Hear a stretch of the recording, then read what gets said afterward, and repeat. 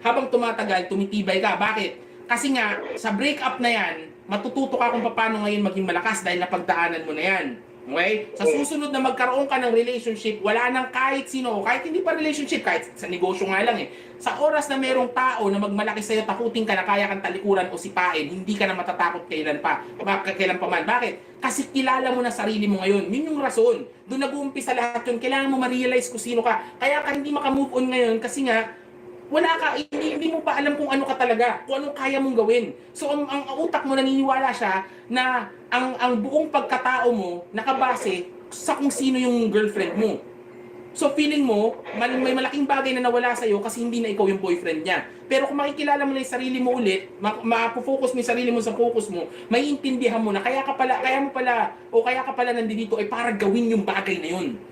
Ngayon, unti-unti ka na makaka-recover. Unti-unti mo lang maiintindihan. Pero kung hindi ka gagawa ng ibang bagay, maniwala sa utak mo, yan ang iisipin. Sa umaga, sa gabi, habang kumakain, pag may pinapanood ka, papasok sa utak mo yan. Pero kung marami kang ginagawa sa isang araw, maisip mo man siya ng ilang minutes, mas papasok na naman yung ibang bagay. Kasi sobrang busy mo. Ako meron lang ilang oras sa isang araw na pwede kong gamitin. Nasa siguro 8 oras lang regular, 'di ba? Pero ako ginagamit ko 'yan hanggang gabi. So sobrang busy ako. Kaya wala akong oras para magrelasyon man lang. Kasi nga mas importante sa akin yung ginagawa ko.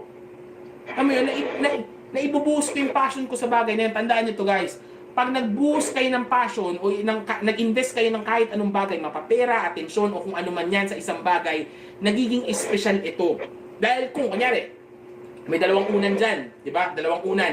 Yung isang unan,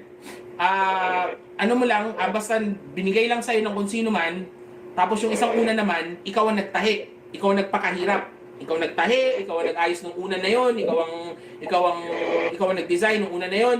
Ngayon, sa dalawa na yon, alin ang mas importante doon? Para sa'yo, sa mata mo, alin mas may value? Siyempre, yung pinaghirapan mo. Nakuha mo? Kaya ngayon, mag-i-invest ka sa purpose mo para magkaroon ng value sa yung purpose mo. Pag naagaw na ng purpose mo, yung attention mo at yung mga bagay na ginagawa mo, magkakaroon na siya ngayon ng value sa utak mo. Bakit? Nag-invest ka kasi doon. Ngayon, dadating ang time na mas importante na ang purpose mo kesa sa ex mo. Kasi nga, doon mo na ibinuhos ngayon yung pagmamahal mo at saka yung oras mo, nag-invest ka na doon. Yung utak mo, madadivert na siya ngayon doon. Dahil alam ng utak mo na pinaghirapan mo rin yun. Kaya ka lang naman din naghahabol sa ex mo ngayon, kahit na alam naman natin na hindi niya kaya maging loyal, hinahabol mo pa rin dahil nga, kasi nga, nag-invest ka. Oras, atensyon, pagmamahal, pera,